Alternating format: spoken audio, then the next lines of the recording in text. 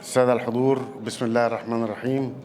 Ladies and gentlemen, distinguished guests, allow me to start by congratulating His Royal Highness Prince Abdulaziz bin Talal bin Abdulaziz Al Saud for the Award of Leadership Visionary. And I would like to thank you all for the honor of being named Governor of the Year 2025 by the Union of Arab Banks. It's a great honor. It's a great honor to stand here today in the beautiful city of Paris to receive this recognition. A recognition is supposed to be recognizing success. And here, success is not easy. I would like to just share with you, failure is easy. One wrong person in the right place can do irreversible damage and surmountable damage. However, for success, there has to be coordination. There are a lot of factors. It's never attributed to one human being.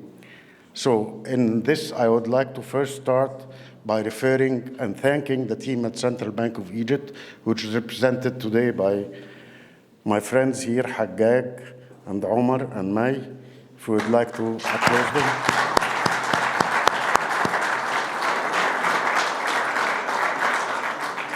Also, my colleagues from the banks in Egypt, nothing would have been possible without their not only putting a lot of hours, but managing chaos, I put it this way, managing chaos. In Egypt, we have...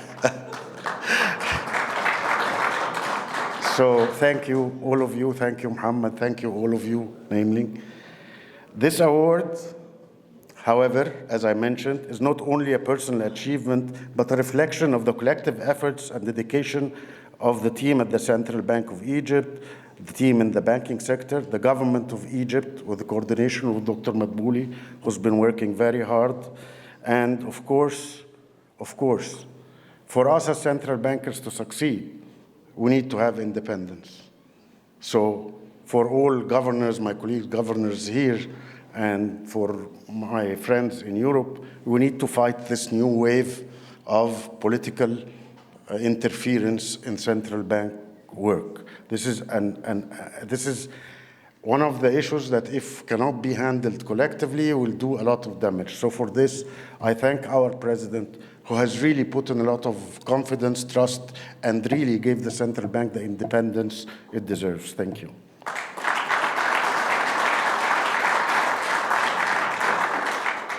As we gather today, I'm pleased to share with you the remarkable progress Egypt has made over the past year in the pursuit of economic stability, growth, and resilience. Our achievements are a testament to the resilience of our nation, the strength of our policies, and the forward-thinking approach we have adopted in addressing the challenges that have come our way. Egypt's economy was navigating a period of significant turbulence. There were many imbalances that gained significant traction due to the multiple external shocks that sent tremors through the economy. There was a significant misalignment in the foreign exchange market, escalating levels of external debt, and banking sector that was accumulating a large level of liabilities. Yet through determination and well-executed monetary policies, we have reversed these trends and placed Egypt on a path of sustainable growth. One of the cornerstone reforms we have implemented has been the unification of the exchange rate regime in March 2024, which allowed for the establishment of a true floating rate regime. And here I would like to pause a bit, and because this is a word, success, and I will be referring to this whenever I can in the speech, and these for countries and governors who have a floating exchange rate. A success, and this was point one that I made when I assumed this responsibility. A success of a central bank governor should not be linked to the level of the price of a currency. This is something that's quite so simple, but the culture in most of our countries, and specifically in Egypt, refers to the price, whether success and failure, whether the dollar is stronger or weaker. Now, this being said, this problem is way bigger than you would gather, because this have resulted in, through the history for Egypt, that a governor at a certain time is cornered that he has to defend the currency. and therefore they start depletion of reserves, starts accumulating liabilities in banks, and this is all because the community is focusing on that this is the measure of success of a governor.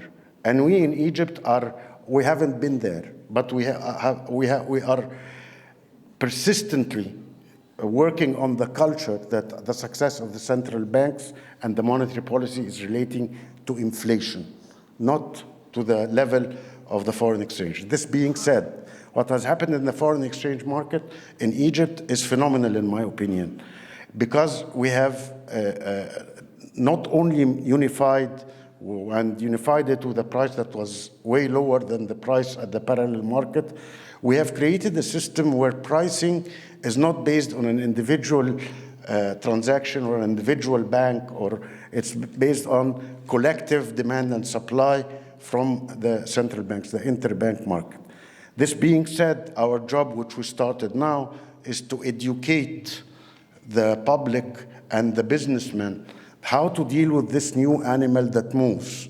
And therefore, we have already established in our banks forwards, we've established, and for options, it's not yet strong, but we already have specific. When the size is big, we can write options, but forwards and NDFs are already a standard product in Egyptian banks. I would also go through some of the indicators of the Egyptian economy, which are the reserves.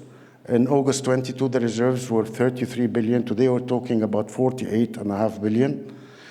Around this date, we had a negative NFAs of around 30 billion. We're now in the positive territory and improving. And again, our success is not only based on these numbers. Our main job, in my opinion, again, and with my fellow central bank governors, we all have to focus on this. Our job is to anchor and manage expectations and fight inflation. This is really what we should do, and this is in Egypt where we all are focused on making sure that inflation, which has reached around 38%, we're now down to 16, is going to be contained and inflations are anchored. Expectations are anchored. Now, this being said, I'm not going to bore you with more numbers in Egypt. You all know it, and Dr. Wissam was kind enough to give a lot of these numbers. I would just like to talk about the topic of the conference. It is, you are really, the person in front of you simply is an addict of financial markets. I've been following financial markets for decades, daily, sick, happy, sad, with a job, without a job, whatever. And that the period we're in now is a period that is extremely dangerous because all the expectation, the vision is not there. And hence the topic of this conference, which is very important. I'm sure you're going to come up with a lot of recommendations, of cooperation, but just in a small statement, we need to stick together, we need to communicate, and we need to be under under forums like this, trying to come up with practical solutions. Those who know me, I'm too practical for a lot of people. So we need to come up with practical solutions. The only thing I can say, which is obvious, but I want us all to remember, is together we stand and divided we fall. So thank you, Union Arab Banks. Thank you, Mohammed. Thank you, Sam. Thank you, all of you. Thank you very much.